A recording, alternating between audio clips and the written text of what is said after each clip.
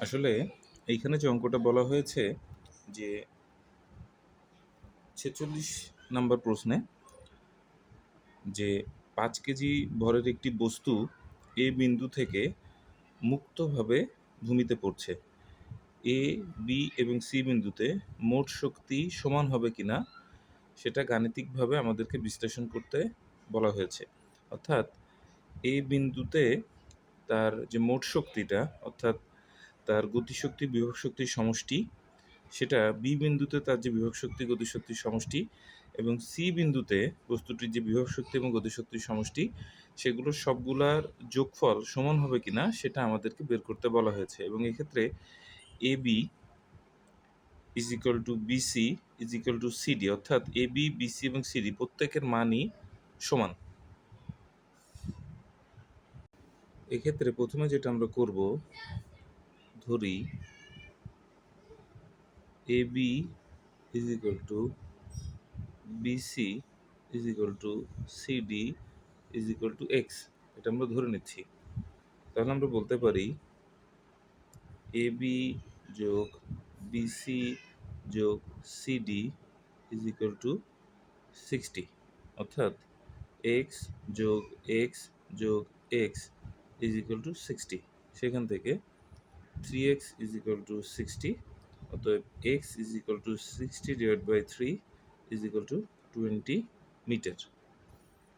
অতএব A B is equal to BC is equal to CD is equal to 20 metre. এই অঙ্কটার ক্ষেত্রে সবথেকে মজার বিষয় হচ্ছে তারা, এটা রয়্যালের একটা সলিউশন, তারা কোনো জায়গাতেই এই যে মানগুলো বের করে, অর্থাৎ যে এ বি বিসি সিডি এর মান এভাবে এক্স ধরে করে তারা আসলে অঙ্কটা করেনি। তারা তাদের একটা পদ্ধতি ফলো করেছে, সেখানে তারা 2/3 1/3 গুণ আকারে প্রকাশ করছে। সো ওইভাবে না করে আমার কাছে মনে হয় যেটা, সেভাবে করলে অঙ্কটা আরও অনেক বেশি সহজ হয়ে যেত। আমরা প্রথমে এক্স ধরে নিয়ে তারপরে যে টোটাল যে দৈর্ঘ্যটা অর্থাৎ এ থেকে ডি বিন্দু পর্যন্ত 60 মিটার, সেটাতে নিয়ে আমরা আসলে এক্স এর মান বের করে নিয়েছি এবং সেটাতে তারপরে আমরা বলেছি যে এ বি বিসি এবং সিডি এর মান 20 মিটার, এটা সবার ক্ষেত্রে সমান আর কি। আচ্ছা, এখন আমরা এ অবস্থানে বিবেচনা করব। এ অবস্থানে বস্তুর ভর হচ্ছে আমাদের 5 কেজি, আর এই যে এ থেকে আমাদের এই যে ডিস্টেন্সটা, ভূমির যে ডিস্টেন্সটা সেটা কিন্তু 60 মিটার। এই জন্য আমরা H is equal to 60 metre ধরেছি, যেটা আর কি দেওয়া ছিল।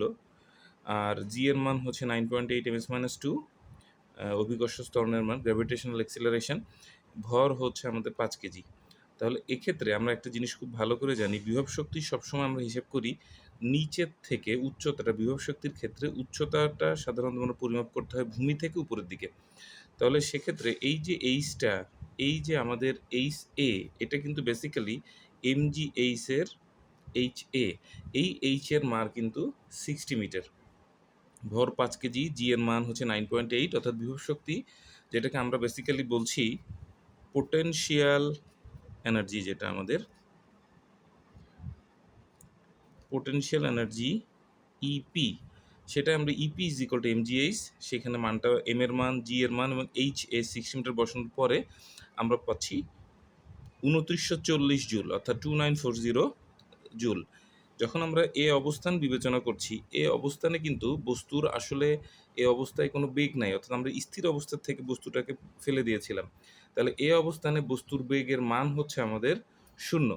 তাহলে সেক্ষেত্রে এই যে যখন আমরা গতিশক্তি, অর্থাৎ আমরা যখন কাইনেটিক এনার্জি যখন আমরা বের করব, তখন কাইনেটিক এনার্জির ক্ষেত্রে আমরা জানি গতিশক্তির সমীকরণ হচ্ছে EK is equal to half M V square. তো সেক্ষেত্রে এই ভি এর মানটা হবে 0, কারণটা হচ্ছে আমরা আসলে এটা শুরু করেছিলাম স্থির অবস্থা থেকে, সেক্ষেত্রে ভি এর মান 0। এম এবং ভি এর মান যদি আমরা এখানে বসিয়ে দিই, তাহলে গতিশক্তির মান হচ্ছে 0 জুল, অর্থাৎ 0 পাচ্ছি। তাহলে মোট শক্তি আমরা পাচ্ছি ইপি যোগ ইকে বিভব শক্তি যোগ গতিশক্তি, অর্থাৎ এটার সম্পূর্ণ মান হবে 2940 জুল। এখন আমরা যখন বি বিন্দুর সাপেক্ষে চিন্তা করব, বা বি বিন্দুতে যখন আমরা অবস্থানটা আসলে চিন্তা করব, এখন বি বিন্দুতে যখন আমরা বিভব শক্তি হিসাব করব, তখন সেটা ভূমি থেকে এই যে এই পজিশন থেকে বি, এই ডিসটেন্সটা হচ্ছে আসলে আমাদের 40 মিটার। আর উপরের থেকে এ থেকে বি, এবি এটুক হচ্ছে আমাদের 20 মিটার। আমরা অবশ্যই একটু আগে যেটা শিখেছি সেটা হচ্ছে যে বিভব শক্তি আমরা হিসেব করব নিচের থেকে, অর্থাৎ এখানে H2 বা H টা হবে আসলে এই যে ডিসট্যান্স, আমরা যদি এখানে একটা এই পজিশনটাকে চিন্তা করি, এই ডিসট্যান্সটা বেসিক্যালি বি থেকে এই যে ভূমির উপরে যে জায়গাটা, এইটার মান হচ্ছে 40 মিটার। তাহলে আমরা এখন দেখি বিভব শক্তি ইজ ইকুয়াল টু mgh2, যেটাকে আমরা বেসিক্যালি এই যে এ বি সি এখানে যদি আমরা ডি ধরি, তাহলে BD is equal to 40 metre, অর্থাৎ H2 হচ্ছে আমাদের 40 মিটার। তাহলে আমরা ভরের মান 5, জি এর মান হচ্ছে 9.8, আর H2 হচ্ছে আমাদের 40। তো সবগুলো যদি আমরা এক্ষেত্রে গুণ করে দিই 5 ইন্টু 9.8 ইন্টু 40, তাহলে হচ্ছে 1960 জুল। যখন আমরা গতিশক্তি হিসাব করব তখন গতিশক্তির ক্ষেত্রে অবশ্যই বস্তুটা এ থেকে একটা নির্দিষ্ট বেগে বিতে আসবে। অর্থাৎ এখন আমাদের গতিশক্তি হিসাবের সময় আমাদের দূরত্ব হবে বা উচ্চতাটা হবে বেসিক্যালি এবি, যেটার মান হচ্ছে 20 মিটার। তাহলে আমরা জানি কাইনেটিক এনার্জির যে সূত্রটা আছে EK is equal to half M V square. তো যেহেতু আমরা আগেরটাকে ভি ওয়ান কনসিডার যদি করি তাহলে এটাকে আমরা ভি টু চিন্তা করব। তাহলে EK two is equal to half M V two square. আগেরটা আমরা ভি ধরেছিলাম, ওটাকে চাইলে ইচ্ছা করলে আমরা এই অবস্থানেরটা ওই জায়গাটা আমরা ভি ধরতে পারি, ভি ওয়ান ধরতে পারি, কোনো সমস্যা নেই।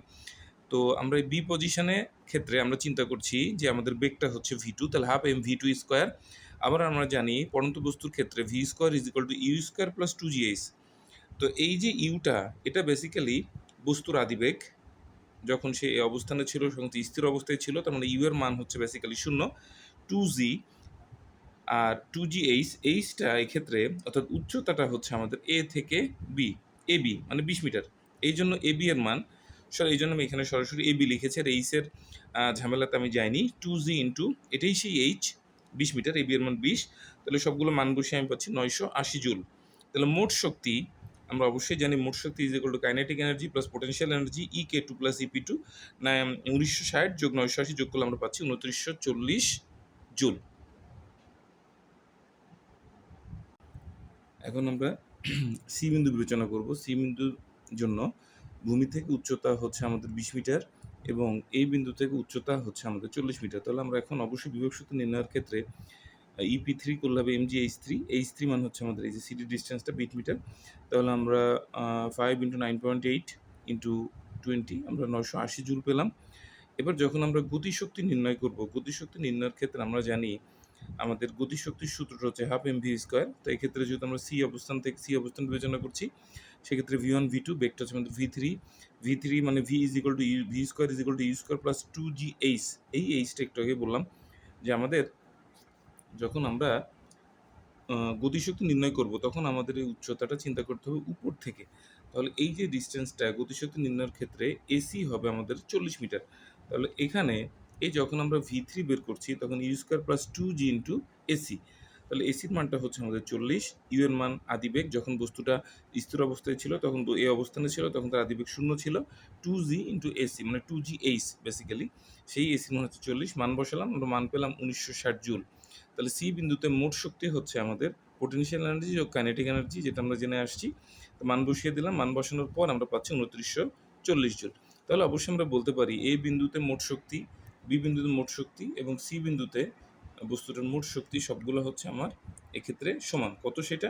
সেটা হচ্ছে 2940 জুল।